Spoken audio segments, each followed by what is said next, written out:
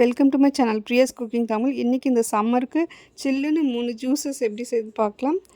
First வாட்டர்மெலனை இந்த மாதிரி சீடோடு cut பண்ணி எடுத்துக்கோங்க. இப்போ இதை மிக்ஸி ஜாருக்கு மாற்றிக்கோங்க. வாட்டர்மெலன் ஆல்ரெடி ஸ்வீட்டாக இருக்கும், அதனால் 1 ஸ்பூன் சர்க்கரை போதும். உங்களுக்கு தேவைப்பட்டால் சேர்த்துக்கோங்க, இல்லைனா ஸ்கிப் பண்ணிக்கலாம். சர்க்கரை சேர்த்துட்டு இது கூட கொஞ்சமாக தண்ணி சேர்த்துக்கோங்க.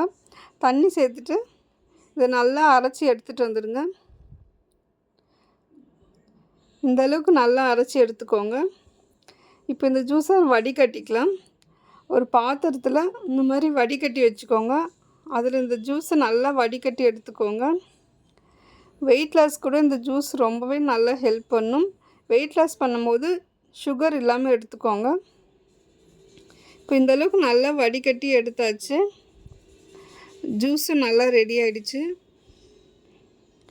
வாட்டர்மெலன் ஜூஸ் ரெடி ஆகிடுச்சு. இப்போ இது ஒரு கிளாஸில் ஊற்றிக்கலாம்.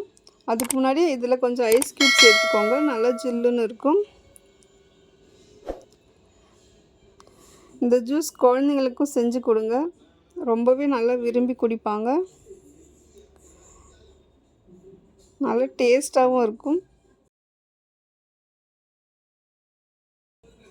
அடுத்து மின்ட் லைம் ஜூஸ் எப்படி செய்யுதுன்னு பார்க்கலாம். இதுக்கு ஒரு கிளாஸில் பாதி எலுமிச்சை பழத்தை இந்த மாதிரி நல்லா பிழிஞ்சு விட்டுக்கோங்க. பழமாக இருக்கும்போது நல்லா பிழிஞ்சு விட்டுக்கோங்க. இப்போ இதில் ஊற வச்ச சியா சீடை சேர்த்துக்கிறேன். 3 ஸ்பூன் சியா சீட் சேர்த்துக்கோங்க.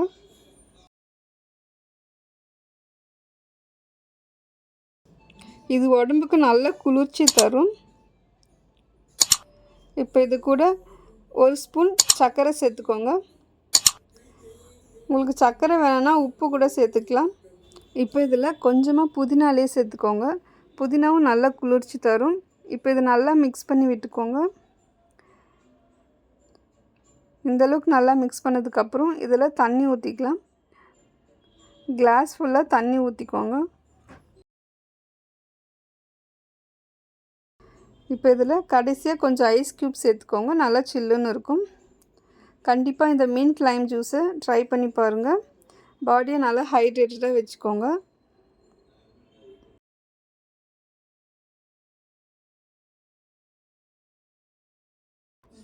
அடுத்து முலாம்பழம் ஜூஸ் எப்படி செய்யுதுன்னு பார்க்கலாம்.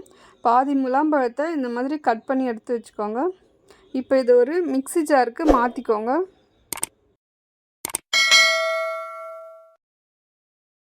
இது கூட 1 ஸ்பூன் சர்க்கரை சேர்த்துக்கோங்க. இந்த பழமும் நல்லா ஸ்வீட்டாக இருக்கும், அதனால் 1 ஸ்பூன் சர்க்கரையே போதும். உங்களுக்கு தேவைப்பட்டால் நீங்கள் எக்ஸ்ட்ரா சேர்த்துக்கலாம். இப்போ இது கூட கொஞ்சமாக தண்ணி சேர்த்து இது நல்லா அரைச்சி எடுத்துகிட்டு வந்துடலாம்.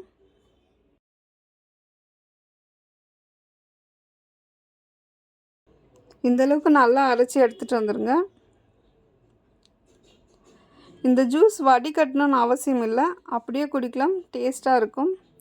இப்போ இது ஒரு கிளாஸ்க்கு மாற்றிக்கோங்க. இப்போ இதுலேயும் கொஞ்சம் ஐஸ் க்யூப் சேர்த்துக்கோங்க. இந்த ஜூஸும் வெயிட் லாஸ்க்கு ரொம்பவே நல்லா ஹெல்ப் பண்ணும். இந்த சம்மருக்கு கண்டிப்பாக இந்த 3 ஜூஸையும் ட்ரை பண்ணி பாருங்கள். பாடியை ஹைட்ரேட்டடாக வச்சுக்கோங்க.